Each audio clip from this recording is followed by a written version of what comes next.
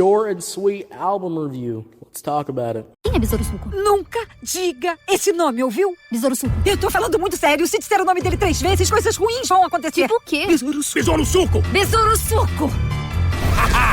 O suco tá soltinho. Em 5 de setembro, Vambora com isso? a espera Partiu, novinha. acabou. Queremos agradecer a presença de todos nessa ocasião especial. Eu senti bem aqui. Eca. Garanta seu ingresso. Verifique a classificação indicativa. How y'all doing? Welcome to Let's Talk About It Music Review Season 9. I'm back with another episode, and today's a big episode. Guys, sit down, grab a drink. It is Friday night or Thursday night. It's Friday night. Come on. I know you're up still. Come on. I know you're up still. Guys, it is Friday. You're checking this out on Friday. Today is an album review. Guys, I'm on a roll today. All right, we did Post Malone last week. Now we're doing Sabrina Carpenter this week. Guys, we've been on fire. And I don't even know how I'm even able to do these album reviews. I mean, let me tell y'all. As y'all know, if you've been listening to this show for more than a couple of seasons, you already know I don't be doing album reviews. I always say I'll be doing them, but I never do them. But this is a rare case. This is not a rare case. I'm gonna be doing more album reviews and stuff like that because But today we're doing short and sweet. Short and sweet. I've been waiting for this album for a while. The rollout has been mind-blowing good. The rollout's been so good that I was already excited for this album when Espresso came out. When Espresso came out, I was like, I'm excited for this album. I think this album's going to be good. And then, Please, Please, Please, I was like, oh shit. Whoa. This is going to be fire. And guys, like I said, this album, already off the bat, fire. I mean, those couple of singles alone just solidifies that this album is going to be a moment. It is going to be a pop moment for sure.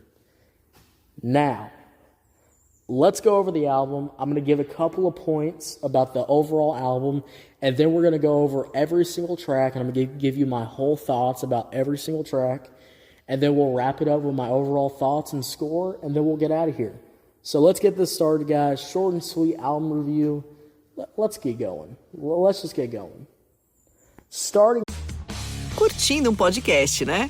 Sabe o que você também vai curtir? Saber que o melhor flip de todos os tempos chegou. O novo Samsung Galaxy Z Flip 6, com Flex Cam, que tem zoom automático e faz selfies de 50 megapixels e com bateria estendida para nunca te deixar na mão. Vá a uma loja ou saiba mais em samsung.com.br. Samsung Galaxy Z Flip 6. Galaxy AI chegou. Off with my first point. The production of this album is so top tier, is so good, that now when I look at this album and I see this album, do you know what I see? I see that pop artists better be stepping their game up, because this just shows that if you have really good production, your music is going to stand the test of time. These songs are infinitely replayable. Every single song is infinitely replayable. Guys, I'm not even going to lie to you. Like, there's not even, really any slow moments of this album. I mean, maybe, I don't know. There could be. Maybe the slow moment was... No, I was going to say Light of Girls maybe was a slow moment, but not even that was a slow moment. That was a really good song too.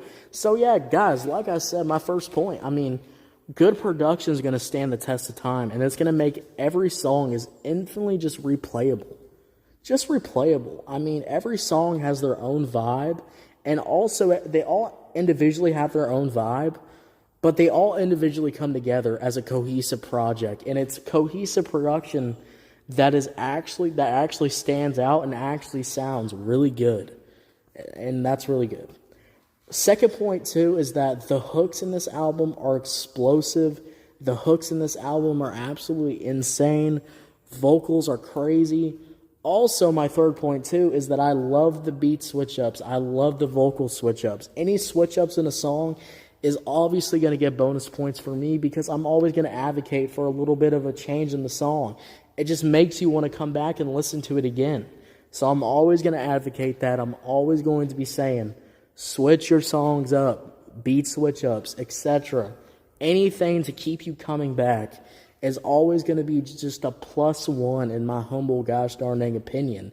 And my third point, I really think the lyrics in this album are just so fun. I think everything here is just so fun. And even if the lyrics might be maybe a little too freaky, not even a little too freaky, people say they're a little too freaky. I've heard way worse, in my opinion. Guys, I've been reviewing rap music for 3+ years. I've heard way worse, in my opinion. But if you can deliver those kind of lyrics and still make them fun and still make them really enjoyable to listen to, that's fire too. Really fire. So those are my points about the album. Let's just dive in. Let's go over every track of this fucking album. Starting off with track number 1, we have Taste. Taste was one of the first tracks we checked out, and one of the first tracks that I really enjoyed off the album. And I said, is this a good starting off track? And if we go from Taste to Please, Please, Please, absolutely, guys. Absolutely a pretty good starting off point here. Now, I would probably like the order to maybe be with, Espresso and Please, Please, Please, because they just kind of connect together. But I will say this, though. Even if it's not like that in the order or whatever, I think it's still pretty good, in my humble opinion. Taste is a good track.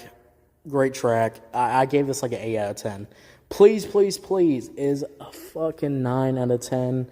Almost, honestly, probably a 10 out of 10 in my opinion. I mean, I love Please, Please, Please. It's such a good song. Great song. Now, here's the actually 10 out of 10. Good Graces. Oh my God, guys. When I tell y'all I was shocked, I was shooken up. I was shooken up when I said, oh, this is a 10 out of 10 already. Third fucking track off the album. And this is a 10 out of 10. Guys, if there's any song I can recommend off this album, it's going to be Good Graces. I think Good Graces just has a nice blend of pop and R&B, and it's just great uniqueness that just makes the track stand out. Now we got Sharpest Tool. Sharpest Tool was a good track too. I really enjoyed it. It was simple, really great hook, powerful vocals, etc. I really liked it. It was like a 7 out of 10. A Coincidence. Coincidence was actually a really good sleeper hit in my opinion. It was really good. Vocals were really good. Instrumental was absolutely off the charts. I mean, it's 8 out of 10. Now, this one was close to 9. This one is 9 out of 10, but I'm kind of also leaning this one too, a 10 out of 10, because the replay value of this one is so good. We got Bed Chemistry. Bed Chemistry was just really good. I think it had a nice mix of old pop and R&B, and it had that Ariana Grande vocal influence that just made the track stand out. Great song.